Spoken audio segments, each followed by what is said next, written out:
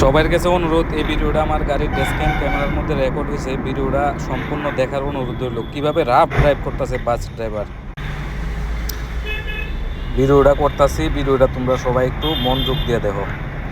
দেখো, আমি এই বাসটা আমার সামনে দিয়ে যাইতেছে, আমি বাসটারে দেখতাছি, অনেকক্ষণ ধরে ফলো করতেছি। যেইভাবে রাফভাবে গাড়িটা চালাইতেছে, যে কোনো মুহূর্তে একটা বড় সড়ো অ্যাক্সিডেন্ট হয়ে যাবো। আমি গাড়িটার পেছনে আছি, দেখতে থাও। মানে এটা কি একটা, মানে রাফভাবে ড্রাইভ করতেছে এইভাবে, মানে প্রত্যেক দিন, মানে কয়েকদিন পর পর যেভাবে রাস্তার মধ্যে অ্যাক্সিডেন্ট হইতাছে, একমাত্র এইভাবে রাফ ড্রাইভিংয়ের লেগে মানে এইসব ধরনের অ্যাক্সিডেন্ট হইতাছে।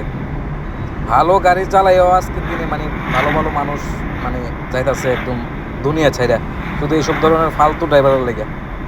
এটি মানে কোনোদিনও এটি শিক্ষা হইতো না।